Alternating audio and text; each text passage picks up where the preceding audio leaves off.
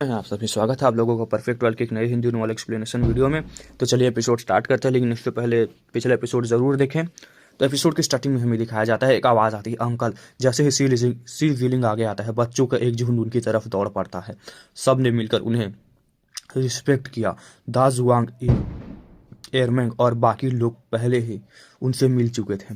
फिर बच्चे किन यिनिंग की तरफ मुड़ते हैं। Hello aunty. ये दोनों पहले भी स्टोन विलेज आ चुके थे जब सी हाउ की जिंदगी खतरे में थी और वो यहीं रिकवर कर रहा था। तब ये कपल काफी समय तक यहीं रुका था। सी लिनहू, सी फेजाओ और गांव के बाकी लोग भी आए आगे। सी लिनहू मुस्कुराते हुए कहता है, हा हा हा भाई भाभी, आप दोनों आ गए। स्टोन विलेज के लोग हमेशा की तरह बहुत वार्म और वेलकमिंग थे। छोटे बच्चे भी एकदम सीधे हो गए और सीरियस टोन में ग्रैंडपा और ग्रैंडमा बोलने लगे। सी जिलिंग और किन येनिंग दोनों खुश थे, सबसे बात कर रहे थे। लेकिन इसी बीच किन येनिंग के चेहरे पर थोड़ा सा कॉम्प्लेक्स इमोशन आ गया। वो सोचती है, मैं ग्रैंडमा बन गई, इतने साल बीत गए, मुझे तो लगता है मैं अभी भी काफ़ी यंग हूँ। शायद सब औरतें ऐसी ही होती हैं, चाहे सुंदर हो या सिंपल। टाइम सबको दुश्मन होता है, सालों का गुजर जाना सबको चुभता है। इसी दौरान एरमंग की नज़र यूनजी पर पड़ती है। एरमंग थोड़ा ध्यान से देखकर कहता है, ये तो वही है। गांव के लोग यूनजी को देख चुके थे। पर्पल बाल, अलग ही प्रेजेंस, उसकी ब्यूटी को इग्नोर करना मुश्किल था। वो सेलेस्टियल क्लैन की नंबर 1 ब्यूटी थी। स्किन बिल्कुल जेड जैसे, बहुत था, ठीक है। भी हुआ बिना सोचे बोल पड़ती है, अरे ये तो वही पहले वाली फैटी है। बोलते ही उसे रियलाइज होता है और वो तुरंत अपना मुंह बंद कर लेती है। पास्ट में सी हाउ जुनजी और हुओ लिंगर को यहाँ लाया था। गांव वालों को दोनों याद थी। दोनों ही जंगल में पहले बचपन बच्चों से बिल्कुल अलग लगती थी। इसी वक्त हिनयून भी आगे आती है। उसका टेम्परामेंट यूनजी से बिल्कुल उल्टा होता है, स्ट्रॉन्ग, बोल्ड और फीमेल लियोपार्ड जैसी। गांव वालों के लिए स्ट्रेंथ सबसे इम्पोर्टेंट थी, लेकिन फिर भी वो महसूस कर रहे थे यूनजी की सॉफ्टनेस और ग्रेन्स अलग ही लेवल की थी। तब दाजुआंग, एरमंग, पिहुओ सब एक साथ बोलते हैं। सब मिलकर कहते हैं, सिस्टर इन लॉ। ये सुनते ही यूनजी का चेहरा लाल पड़ जाता है। इतना डायरेक्ट ग्रीटिंग उसके लिए अनएक्सपेक्टेड था। यूनजी धीरे से कहती है, मैं नहीं हूँ। उसका गाल ही नहीं, कान तक लाल हो गए थे। ये इस सीन को देखकर सीहव थोड़ा स्टन हो जाता है। उसे पुरानी याद आ जाती हैं, जब वो और यूनजी पहली बार मिले थे। कैसे फियर्स फाइट हुई थी, जमीन पर गिरते वेस्ट करते हुए उसने यूनजी के कान को काट लिया था। बचपना बिना शर्म के ये सब याद करके सिहाव अंदर ही अंदर हंस देता है। तब दासुआंग सिहाव के पास आकर धीरे से बोलता है। दासुआंग पूछता है, क्या अभी तक सिस्टर इन लॉ नहीं बनी? एरमंग भी बोल पड़ता है। एरमंग कहता है, वैसे हुनियू ने तुम्हारे काफ़ी वेट किया था। अगर तुम्हें अभी भी शादी नहीं की तो वो रिग्रेट करेगी कि जल्दी शादी कर ली। ये सुनते ही हिन्यू की नज़र सिंह पर पड़ जाती है। बिल्कुल तीखी सिचुएशन को समझकर सिंह तुरंत यूनजी को अपने पास खींच लेता है। सिंह बोलता है, अरे हाँ हाँ, ये मेरी वाइफ है। फ्यूचर में इससे यूनजी बुलाओ, सिस्टर इन लॉ भी कह सकते हो। यूनजी शर्म से भरी हुई होती है, बोलती है। यूनजी कहती है, तुम ये क्या बकवास कर रहे हो? पर वो ज़्यादा रजिस्ट नहीं करती। चाहे सी हाउ को सपोर्ट देना हो या उसकी इज्जत बचानी हो, वो ज़्यादा अपोज नहीं करती। हुनयू आगे बढ़कर बोलती है। हुनयू कहती है, सच में ये तेरी वाइफ है? सिंह तुरंत कहता है, हाँ बिल्कुल। वो यून को और पास खींच लेता है, हाथ उसके कंधे पर। हुनयू हुनयू उसे ऊपर से नीचे तक देखती है और बोलती है, ज़्यादा स्ट्रांग नहीं लगती, चेहरा बहुत सॉफ्ट है, हाथ पतले हैं, टांगों में दम नहीं लगता। यूनजी का फोरहेड पर ऑलमोस्ट डार्क लाइंस आ जाती हैं। ये कैसा स्टैंडर्ड है? सीहाउ भी सिचुएशन संभालने के चक्कर में बोल देता है। सीहाउ बोलता है, हाँ हाँ हाँ, तुम जैसी हेल्दी नहीं है, बस ठीक ठाक है, फ्यूचर में साथ देने के काम आ जाएगी। इस वक्त सीहाउ के मन था कि वो वहीं से भाग जाए। यूनजी बिल्कुल स्पीचलेस हो जाती है। इसी बीच सी लिनहू जोर से बोलता है। सी जिनहू कहता है, चलो चलो चलो, सब गांव चलते हैं, इतने लोग इकट्ठा हुए हैं, आज बड़ा सेलिब्रेशन होगा। ओल्ड क्लैन चीफ और बाकी एल्डर्स गांव के एंट्रेंस पर वेट कर रहे थे। सी जिलिंग और किन यिनिंग आगे बढ़कर उन्हें रिस्पेक्ट देते हैं। अगर शी यूनफेंग ना होते तो आज शी हाउ भी ना होता। इसी वक्त कुछ बच्चे गोल्डन लायन की तरफ इशारा करते हैं। एक बच्चा पूछता है, अंकल ये सोने जैसा लायन खाने के लिए है या बिग बिग ब्लैक टर्टल जैसे राइड के लिए? एरमेन का छोटा बेटा भी बोलता है, ये तो इजी लग रहा है, टेस्टी लग रहा है। गोल्डन लायन की नसें फूल जाती हैं। अगर सीहा ने उसे घूरा ना होता तो वो अपना मुंह खोल देता। स्टोन विलेज के लोग नेचुरली बॉर्न फूडिस्ट थे। सीहा भी इसी ट्रेडिशन का रिजल्ट था। ये पहली बार बोला है भाई, ठीक है, मतलब लोगों ने पहली बार बोला है। सीहा हंसते हुए बोलता है, हा हा हा, अभी इसे पाल लेते हैं, अगर नहीं माना तो रोस्ट करके सबको खिला देंगे। ये बच्चे खुशी से चिल्ला देते हैं ये करके। गोल्डन लायन अंदर ही अंदर भड़क रहा था। फियरलेस लायन जो कभी एक फाइट का किंग था, आज यहाँ खाने का प्लान बन रहा था। बच्चे फिर बोलते हैं, अंकल क्या हम थोड़ी देर बैठकर बात कर सकते हैं? हाँ? देर इस पर बैठ सकते हैं, मतलब घूम सकते हैं, ऐसा है, ठीक है। सीहा हाँ में नोट कर देता है, कहता है क्यों नहीं। लायन को वार्निंग देकर बच्चों को चढ़ने देता है। लायन गुस्से में आकर मल्टी कलर्ड लाइट रिलीज करता है और बच्चों को लेकर लाइटनिंग की तरह भाग पड़ता है। एडल्ट्स थोड़े घबरा जाते हैं। सिंह बोलते हैं, इतनी स्पीड पे कुछ हो तो नहीं जाएगा? सिंह कामली कहता है, कुछ नहीं होगा। थोड़ी देर बाद गोल्डन लायन वापस आता है। बच्चे गिरते पड़ते नीचे उतरते हैं, कुछ ऑलमोस्ट उल्टी कर देते हैं। बच्चे बोलते हैं, बहुत तेज। तब सिंह को एल्डर्स को गोल्डन लायन के बारे में बताता है। Desolate border, higher realm, ward angel सब ध्यान से सुनते हैं। कुछ लड़कियां उसकी कहानी सुनकर रो पड़ती हैं। सीहा अपनी सफरिंग को डिटेल में नहीं बताता, सिर्फ इंटरेस्टिंग और ज़रूरी चीज़ें शेयर करता है। फिर वो डिवाइन मेडिसिन निकालता है। पूरे गांव में मेडिसिनल फ्रेगनेंस फैल जाती है। सीहा कहता है, और भी हैं। एक के बाद एक डिवाइन मेडिसिन निकालते हैं। गांव वाले बिल्कुल स्टंड थे। तब सीहा बोलता है, इसके लिए मैं ऑल लाइफ अर्थ भी लाया हूँ। इसमें डिवाइन मेडिसिन ग्रो करना बिल्कुल सेफ है। ओल्ड क्लैन चीफ सर हिला देते हैं। स्टोन विलेज का फ्यूचर अब बिल्कुल बदल चुका था। हमें बताया जाता है लोअर रेलम में स्पिरिचुअल एसेंस का लेवल काफ़ी कम था। इसी वजह से वहाँ डिवाइन मेडिसिन का पैदा होना ऑलमोस्ट पॉसिबल नहीं था। हर एक चीज़ इससे अलग थी। सिर्फ फर्स्ट स्पिरिचुअल रूट, ये चीज़ किसी एंशिएंट ग्रेट फिगर ने जानबूझकर लोअर रेलम में छुपा दी थी। ये नॉर्मल प्लांट नहीं थी, बल्कि एक इमॉर्टल लेवल मेडिसिन थी। अनफॉर्चुनेटली वो पहले ही किसी के हाथ लग चुका था। अगर वो अभी भी यहाँ होता तो इस बार सीहाव किसी भी हाल में वहाँ जाकर उसे निकाल लेता। उसके अलावा पूरे 8 रीजन्स को छान मारो तो एक भी प्रॉपर डिवाइन मेडिसिन नहीं मिलती, सिर्फ कुछ होली मेडिसिन मिलती हैं, और वो भी आगे इवॉल्व नहीं कर पाती क्योंकि इन्वायरमेंट उनके लिए सूटेबल नहीं होता। सीहाव को लगता है ये तो होली मेडिसिन है, असल में डिवाइन रूट्स ही हो सकती हैं।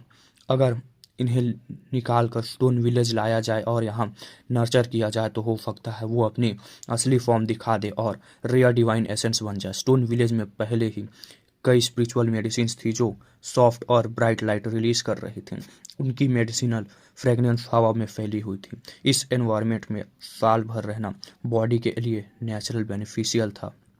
लोअर रेलम में एक डिवाइन मेडिसिन का ग्रो करने के लिए पूरी एक स्पिरिचुअल माउंटेन की ज़रूरत होती है, और एंडलेस माउंटेन रेंजेस के बीच भी एक स्पिरिचुअल माउंटेन मिल जाता ही वो भी बड़ी बात होती है। स्टोन विलेज का केस अलग था। इसका रीज़न ये था कि सीहा पहले 100 सेटरिंग माउंटेन से एक स्पेशल सैंड लाया था, डिवाइन अर्थ, जो अनएजिंग स्प्रिंग में भीगी हुई थी, जिसमें पावरफुल लाइफ फोर्स भरी हुई थी। तब उसकी नज़र विलेज के बीच एक सिल्वर पीच ट्री पर पड़ती है। वो स्नो वाइट था, बिल्कुल चांदी और जैसे, और उसके ब्रांचेस ड्रैगन की तरह मुडरी हुई ऐसी थी, ठीक है। हाइट में आदमी के आधे से भी छोटा था, लेकिन प्रेशर स्ट्रांग थी। ये वही चीज़ थी जो सीहाउ 100 सेटरिंग माउंटेन से लाया था।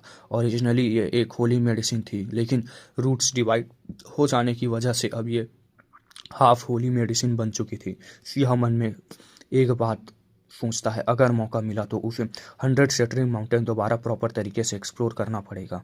उसे हमेशा से लगता था कि जो वो जगह नॉर्मल नहीं है बल्कि बहुत ज़्यादा मिस्टीरियस है। उस जगह के बारे में सोचना ही उसके दिमाग में पुरानी यादें उभर आती थी।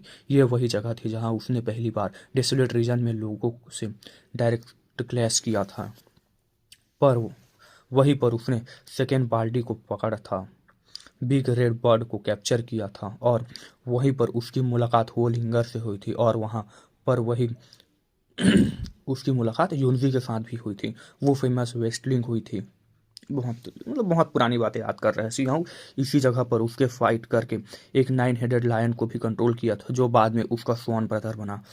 अब जब वो वापस आ चुका था तो नेचुरली उन सब से मिलना भी उसके प्लान्स में था। सिल्वर पीच ट्री का असली मदर डेस्टिनी डेफिनेटली एक डिवाइन मेडिसिन थी, बस एनवायरनमेंट की वजह से वो अपनी असली पावर दिखा नहीं पा रही थी। मदर बॉडी मतलब एक बहुत पावरफुल डिवाइन मेडिसिन थी, ऐसा था, ठीक है। इसी बीच सीहाउ अपने बालों में बंधे हुए स्पार्किंग डिवाइन फ्रिकिंग स्टोन को लाइटली टच करता है। इस स्टोन का ओरिजिन भी स्ट्रेंज था। ये भी 100 सेटरिंग माउंटेन के उस छोटे वर्ल्ड से आया था। उसके दिमाग में अन एजिंग स्प्रिंग के सीन्स दोबारा उभरने लगते हैं। उस जगह का हार्श एनवायरनमेंट के बावजूद वहाँ से डिवाइन लिक्विड जैसे सुप्रीम ट्रेजर्स निकलना इस बात का प्रूफ थे कि वो जगह नॉर्मल नहीं थी। उस टाइम सीहाउ सिर्फ कुछ ही ड्रॉप्स ले पाया था। असली अनएजिंग स्प्रिंग एक ड्रैगन की तरह ट्रांसफॉर्म होकर भाग निकली थी और डिवाइन स्ट्रिकिंग स्टोन जो वहाँ सालों से पड़ा हुआ था वो भी एंडलेस प्लानिंग के बाद उसे हासिल नहीं कर पाया था। उस जगह पर एक सेंटेंस फ्लावर भी थी। सोचने पर लगता था कि वो फ्लायर कोई डिवाइन मेडिसिन से भी ज़्यादा पावरफुल थी, क्योंकि वो प्लांट्स स्टोन्स और चीज़ों को कॉन्शियसनेस दे सकती थी।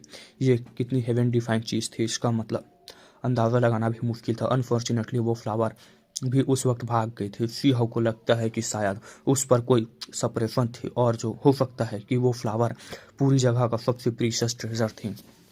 इसी सोच में उसके मन लोअर रेलम के उन सब जगहों पर चला जाता है जहाँ अभी भी सीक्रेट छुपे हुए हो सकते थे।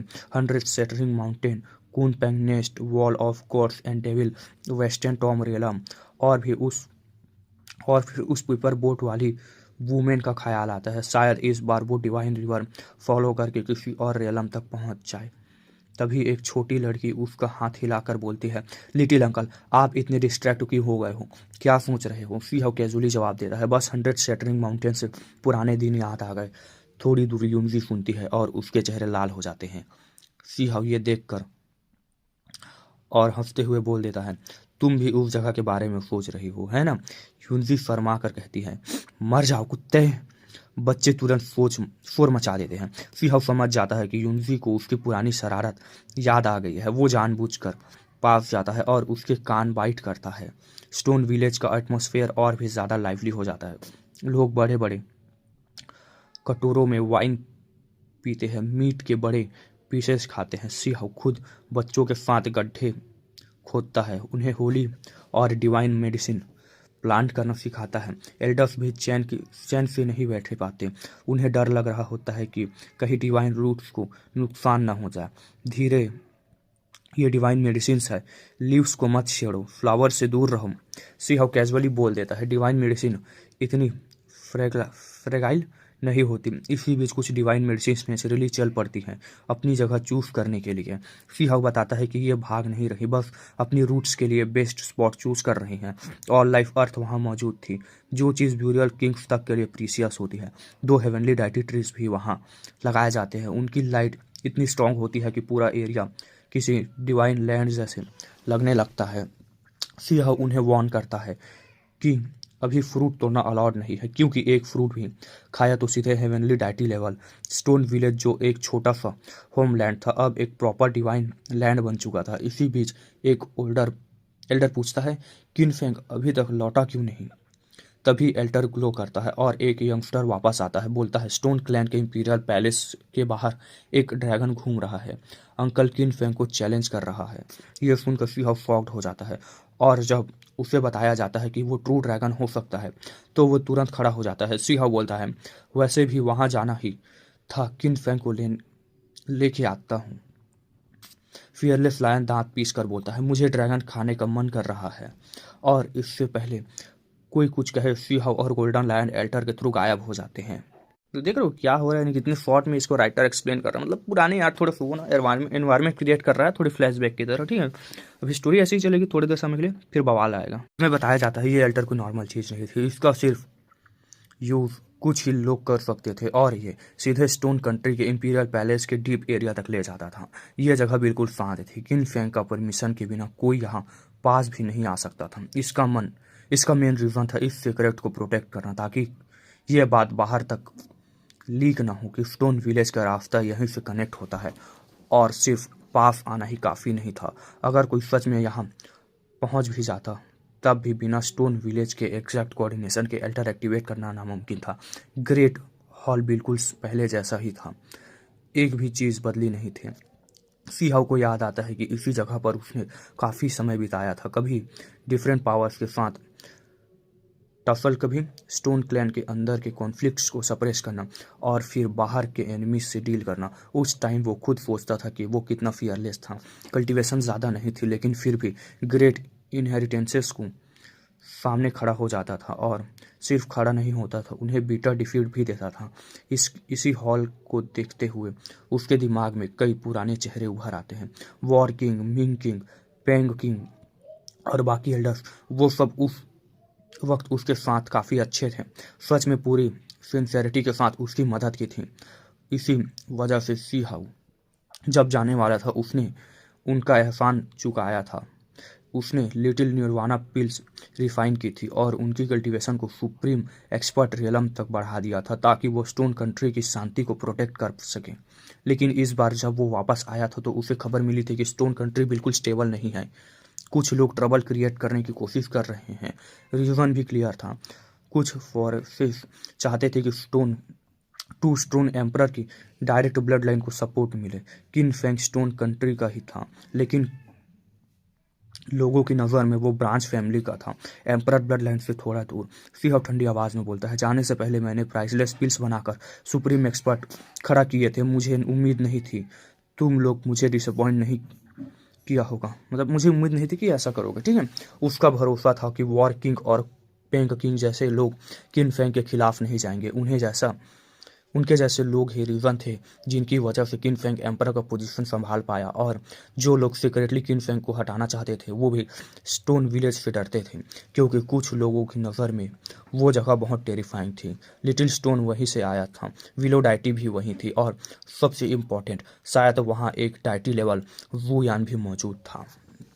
सीहाउ को पता चलता है कि डिस्टर्बेंस का रीज़न ये भी था कि दूसरी साइड ने भी एक डाइटी लेवल एग्जिस्टेंस ढूंढ ली थी। इसी बीच गोल्डन लायन बोलता है, ये क्या इंपीरियल पैलेस है? ये तो घर के फायर प्लेस जैसा लगता है, दूसरे एम्परर लैंड्स के पैलेस से कंपेयर ही मत करो। बैंक के साथ सीहाउ का पैर ऑलमोस्ट उसके ऊपर पड़ जाता है। गोल्डन लायन तुरंत चुप हो जाता है। सीहाउ कामली बोलता है, चाहे तुम कितने ही कैपेबल क्यों ना हो, एंड में तुम मेरे माउंट ही बने ना।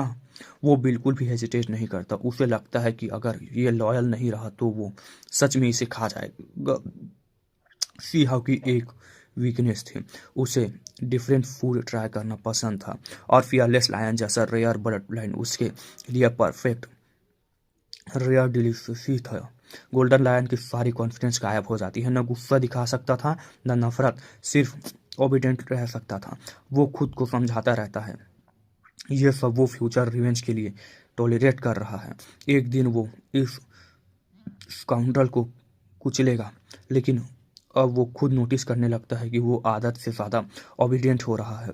उसे डर लगने लगता है कि कहीं ये सब उसके लिए नॉर्मल ही ना बन जाए। बस एक चीज़ उसे खुशी देती है, सीहाउ पर रूंड इमॉर्टल का कर्ज था। नॉर्मल लॉजिक के हिसाब से उसे ज़्यादा दिन तक फ्री रहना नहीं चाहिए था। गोल्डन लायन मन में सोचता है, ये डायमंड कॉन्ट्रैक्ट जो इमॉर्टल किन ने छोड़ा था, इसे कैसे छुटकारा मिले। इसी वक्त फुटस्टेप्स की आवाज़ आती है। सीहाउ बाहर निकलता है और गार्ड्स बिल्कुल अलर्ट हो जाते हैं। कुछ गार्ड्स उसे देखकर बिल्कुल जम जाते हैं, आंखें फैल जाती हैं, जुबान लड़खड़ा जाती है। Stone emperor, young human emperor. कुछ लोग इमोशनल हो जाते हैं, उनकी सांसें तेज हो जाती हैं। जो गार्ड्स बाद में आए थे वो कंफ्यूज्ड हो जाते हैं, उनके लिए तो ये ह्यूमन एम्परर किन फैंग थे, फिर ये कौन, मतलब किन फैंग था, ये कौन है। तब एक गार्ड जोर से बोलता है, अभी तक सैल्यूट नहीं किया, ये है पास्ट का पास्ट का स्टोन एम्परर। लिटिल स्टोन नाम सुनते ही सबके होश उड़ जाते हैं। ये वही यंग ह्यूमन था जो हायर रेलम चला गया था, फिर वापस कैसे? सब जानते थे हायर रेलम जाने के बाद वापस आना इम्पॉसिबल होता है, लेकिन स्टोन क्लैन ने एक और मिरेकल कर दिया था। यूर मेजेस्टी, सब लोग घुटने पर आ जाते हैं। उनके लिए यह सिर्फ एक पर्सन नहीं था, ये एक लिविंग लेजेंड था। बैक देन लिटिल स्टोन ने पूरे वर्ल्ड को हिला दिया था। उसने 7 गॉड्स के अगेंस्ट फाइट की थी और जीता था। मतलब वही जो डिवाइन फ्लेम लेवल के आए थे ना, जिसके हिसाब से मतलब सिंह मर गया था, उसी की बात कर रहे हैं, ठीक है। सिंह बोलता है सब खड़े हो जाओ। उसके बाद वो सीधे आगे बढ़ जाता है। उसे गाइड की ज़रूरत नहीं थी। उसकी डिवाइन कॉन्शियसनेस इतनी शार्प थी कि इंपीरियल पैलेस क्या पूरी वाइल्डरनेस में भी कुछ भी छुपा नहीं रह सकता था। पैलेस एक के बाद एक थे। मॉर्टल कंट्री के हिसाब से ये काफ़ी मैसिव था। डिवाइन फॉर्मेशंस भी लगे हुए थे, लेकिन हायर रियलम के एम्परर क्लैन के कंपैरिजन में यह जगह सिंपल सी लगती थी। उनके पैलेसेस स्काई में फ्लोट करते थे। डिवाइन आइसलैंड थी, हजारों किलोमीटर तक गिरते स्पिरिचुअल वाटरफॉल्स थे। सी हाउ जोर से बोलता है किन फैंग। सिटी वॉल पर लोग पहले से ही अलर्ट थे और उनके बीच बैटल रोप्स में किन फैंग खड़ा था। अब वो बड़ा हो चुका था। फेस पे अब इनोसेंस नहीं बल्कि डिटर्मिनेशन थी। किन फेंग मुड़ कर देखता है और शिहाव को देखते ही चिल्लाता है, लिटिल बिग ब्रो। वो भाग कर आता है, आंखों में आंसू आ जाते हैं। 10 साल बाद दोनों मिल रहे थे। शिहाव भी इमोशनल हो जाता है। उसे सब पुराने दिन याद आ जाते हैं, जब दोनों बच्चे थे, जब दोनों ग्रेट वाइल्डरनेस से गुजरे थे। शिहाव उसे जोर से हक करता है और बोलता है, रियल मैन यूजुअली नहीं रोते। किन फेंग आंसू पोंछते हुए बोलता है, लिटिल बिग ब्रो, मुझे लगा था कि मैं तुम्हें दोबारा कभी नहीं देख सकता। सीहव कहता है, मुझे भी तुम सब याद आए, इसलिए मैं वापस आया। सिटी वॉल्स पर सब लोग कांप रहे थे। कुछ ओल्ड किंग्स इमोशनल थे, कुछ लोग डर गए थे। हायर रेलम से कोई वापस आता नहीं, लेकिन लिटिल स्टोन आ गया था। सीहव सीधे पूछता है, मैंने सुना है कुछ लोग स्टोन कंट्री में ट्रबल क्रिएट कर रहे हैं। किन फेंग धीरे से बोलता है, रेन क्लैन के लोग, वो अपने डायटी से कांटेक्ट में हैं। सी हाउ शॉक्ड हो जाता है। रेन क्लैन जो पहले ही उससे बुरी तरह हार चुकी थी, अब वो सब पुराने सीन से याद करता है। रेन डैटी का प्रोजेक्शन, रूड रिकरी और अपने ग्रैंडफादर को कुछ सब वो खुद से डिसाइड करता है। इस बार ये मिस्ट्री पूरी तरह क्लियर हो गई। और तभी जब वो सिटी के बाहर देखता है, उसकी आंखें थोड़ी सिकुड़ जाती हैं। सिहाव कहता है, यह सच में ड्रैगन है। उसके अराउंड पूरे ट्रू ड्रैगन एनर्जी है। दिखाया जाता है स्टोन क्लैन के कैपिटल में सच में एक ड्रैगन मौजूद था। आसमान में जैसे ही उसने सिटी वॉल पर एक पर्सन और एक लायन को देखा, वो दूर से ही मूव करता हुआ इंपीरियल सिटी के बाहर आकर रुक गया। वो ड्रैगन हवा में ऊपर नीचे उठ रहा था। उसके ड्रैगन बॉडी इतने स्ट्रांग लग रहे थे जैसे स्कारलेट डिवाइन गोल्ड से ढाला गया हो। उसके पूरे बॉडी के अराउंड रेड और मल्टी कलर डिवाइन लाइट घूम रही थी। सिर्फ इतना ही नहीं, उसके आसपास केओटिक एनर्जी भरी हुई थी जो उसे और भी ज़्यादा एक्स्ट्रा ऑर्डिनरी बना रही थी। उसका ड्रैगन बॉडी लगभग 10 मीटर लंबा था। साइज में बहुत ज़्यादा बड़ा नहीं था, लेकिन उसकी ऑरा और पावर देखकर समझ आ रहा था कि यह कोई नॉर्मल विशियस बीस्ट नहीं है। ऐसा लग रहा था जैसे सामने ट्रू ड्रैगन खड़ा हो। सी हाउ ने जिंदगी में पहली बार कुछ देखा था ट्रू ड्रैगन के बराबर, जो का हेवनली हॉर्न एंड दूसरी साइड का फॉलन ब्लड फिनिक्स सब उसके एक्सपीरियंस का हिस्सा रहे थे। यहाँ तक कि प्योर ब्लडेड यंग किलिन, जिसे लूना रेड रैबिट लेकर घूमती थी, उसे सी हाउ अपने सर के नीचे रखकर पिलो की तरह यूज करता था। चाहे छोटा किलिन दांत दिखाता हो या रैबिट काटने की कोशिश करे, सी हाउ हमेशा हंसा करता था। 9 हेवेंस 10 अर्थ के 2 इमॉर्टल बीस्ट को के बच्चे हेवनली हॉर्न एंड और किलिन दोनों को वो ऑलरेडी अच्छे से समझता था। इसी वजह से विशियस 10 के डिसेंडेंट के बारे में वो बहुत अच्छी तरह वाकिफ था। इसी बीच सेक्रेट ड्रैगन जोर से रोर करता है। इस रोर का मतलब यह था, आसपास का स्पेस में मैसिव वाइब्रेशन होती है। हवा और एनर्जी एक साथ फूट पड़ती है और वॉइड तक कांप जाते हैं। इंपीरियल पास की वॉल्स लगातार हिलने लगती है। याद रखना, यहाँ डिवाइन लेवल फॉर्मेशन लगी हुई है। यह स्टोन कंट्री का सबसे इम्पोर्टेंट एरिया था। अगर यह फॉर्मेशन नहीं होती तो ये सिर्फ एक रोर में ही जाइंट पैलेस कोलैप्स हो जाता। ये क्लियरली एक बहुत पावरफुल विशियस बीस्ट था। सी हाउ ड्रैगन को देखते हुए बोलता है, सिंपल नहीं है, इतने सालों बाद लोअर रेलम में भी कुछ एक्स्ट्रा ऑर्डिनरी लोग पैदा हो गए हैं। वो इसे पहचान चुका था क्योंकि वो पहले भी इसे देख चुका था। बस फर्क इतना था कि पहले ये एक ह्यूमनॉइड यंगस्टर के रूप में था और अब अपनी ट्रू फॉर्म में आकर सामने खड़ा था। किन फेंग सी हाउस को बताता है, लिटिल बिग ब्रो, यही ड्रैगन है जो सिटी वॉल्स के बाहर खड़ा है, जो ये चाहता है कि मैं इसे स्टोन विलेज ले जाऊं। ये स्टोन विलेज के सारे एक्सपर्ट्स को चैलेंज करना चाहता है। अगर किन फेंग मना करता तो ये ड्रैगन सीधे स्टोन कैपिटल पर अटैक कर देता। इसी वजह से किन फेंग यही रुक कर इसे फेस करता रहा था। लेकिन चाहे कुछ भी हो, वो स्टोन क्लैन के एंसेस्ट्रल लैंड को लोकेशन किसी आउटसाइडर को बताने के लिए तैयार नहीं था।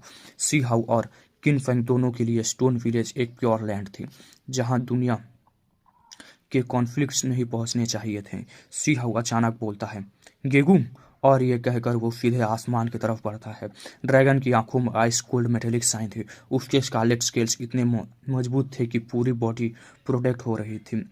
उसके 5 क्लॉव हवा को तोड़ सकते थे और सर पर लगे 2 scarlet horns great the symbols से चमक रहे थे। जितनी देर देखो उतना ही वो ट्रू ड्रैगन जैसे लगता था। ड्रैगन बोलता है, मैं ही हूँ। उसकी वॉइस सरप्राइजिंगली अभी भी थोड़ी टेंडर थी। सी हाउ सर हिलाता है, ये वही गेगू था जिसे वो पहले वॉइड गॉड रेलम में मिल चुका था। सी हाउ को याद आता है जब उसका सोल वॉइड गॉड रेलम में गया था, रिकॉर्ड्स तोड़ते हुए ब्रॉन्ज पीसेस इकट्ठा किए थे ताकि एक अनमैच्ड सीक्रेट टेक्निक हासिल कर सके। उसी वक्त गेगू और एक दूसरा यंगस्टर्स जीगू फाइट करने वाले थे। तब अचानक सी हाउ आ गया था और दोनों ने मिलकर उस पर अटैक किया था। लेकिन एंड में दोनों ही सी हाउ के हाथों से सप्रेस हो गए थे। सी हाउ ड्रैगन को देखकर बोलता है, थोड़ा सा कम है, मुझे लगा था कि ये सच में ट्रू ड्रैगन होगा। इससे क्लियर हो जाता है कि इसका ट्रांसफॉर्मेशन अभी कंप्लीट नहीं हुआ था। ड्रैगन गुस्से में बोलता है, तुम कौन हो, रास्ते से हट जाओ, स्टोन कंट्री में के एम्परर को बुलाओ और मुझे स्टोन विलेज ले जाओ, मैं उन्हें चैलेंज करना चाहता हूँ। वॉर किंग आगे आकर सी हाउ को समझाता है ये पास्ट के लिटिल स्टोन को मानने को तैयार नहीं है, इसीलिए स्टोन क्लैन के कल्टिवेटर्स को चैलेंज करना चाहता है। सी हाउ वॉर किंग्स की तरफ देखता है और उसके कंधे पर हाथ रखता है। तुरंत डिवाइन लाइट उसके बॉडी में फैल जाती है। उसके सारे पुराने हिडन इंजरीज ठीक हो जाते हैं, यहाँ तक कि उसकी कल्टीवेशन सुप्रीम एक्सपर्ट रेलम के लेट स्टेज तक पहुंच जाती है। वॉर्किंग शॉक हो जाता है। सी हाउ मुस्कुरा कर बोलता है, तो तुम मुझे ही ढूंढ रहे थे। किन फेंग सर हिलाता है और लिटिल स्टोन के नाम आज भी दुनिया में घूम रहा था। ड्रैगन अचानक ध्यान से सी हाउ को देखकर बोलता है, तुम पास्ट लिटिल स्टोन जैसे क्यों लग रहे हो। उसके लिए यह मानना मुश्किल था कि लिटिल स्टोन वापस आ सकता है। सी हाउ आगे बोलता है, सिटी वॉल के लोग चुप हो जाते हैं। आगे बढ़ता है और सिटी वॉल के लोग चुप हो जाते हैं। ड्रैगन गुस्से में चिल्लाता है, लिटिल स्टोन के क्लैन का कोई है तो सामने भेजो। सी हाउ हाथ उठाकर सबको शांत करता है और सीधे वॉइड में चलते हुए ड्रैगन के सामने पहुंच जाता है। गोल्डन लायन बोलता है, मुझे तो इसे बस एक ही बाइट में खाने का मन है। सी हाउ एक किक में गोल्डन लायन को साइड भेज देता है। वो इसे मारना नहीं, सिर्फ पकड़ना चाहता था। सी हाउ आगे बढ़ता है, सिर्फ अपनी ड्रैगन बॉडी पूरी पावर के साथ नीचे सूप करता है। वो अपनी अटैक करता है, ठीक है। उसके हॉर्न्स दाव सिंबल से चमक रहे होते हैं, लेकिन कल्टीवेशन का डिफरेंस बहुत ज़्यादा होता है। सिर्फ एक ही मूव में सी हाउ ड्रैगन को पकड़ लेता है। सिटी वॉल पर खड़े लोग कांप जाते हैं। उनके दिमाग में एक ही सवाल होता है, लिटिल स्टोन अब कितना पावरफुल हो चुका है। तभी अचानक ड्रैगन के सर से प्रीमोडियल स्पिरिट बाहर निकल कर भाग जाती है। सी हाउ हैरान होता है, ये थोड़ा अजीब है। गोल्डन लायन उसका पीछा करने के लिए भागना चाहता है, लेकिन सी हाउ उसे रोक देता है। सी हाउ बोलता है, जाने दो, ये ट्रू ड्रैगन है, अगर लक अच्छा हुआ तो शायद हमें ट्रू ड्रैगन का नेस्ट मिल जाए। ये कहकर वो किन फेंग और गोल्डन लायन के साथ ग्रेट वाइल्डरनेस की तरफ निकल पड़ता है। ये प्रीमोडियल स्पिरिट लाइटनिंग की तरह फास्ट थी। नॉर्मल कल्टिवेटर्स के लिए इसे पकड़ना नामुमकिन था। आखिरकार वो एक एंशिएंट माउंटेन रेंज में घुस जाते हैं। सी हाउ नीचे एक गहरा होल देखकर कहता है, ये ट्रू ड्रैगन नेस्ट है। गोल्डन लायन शॉक्ड होता है, यहाँ प्राइमल केओस इतना डेंस है।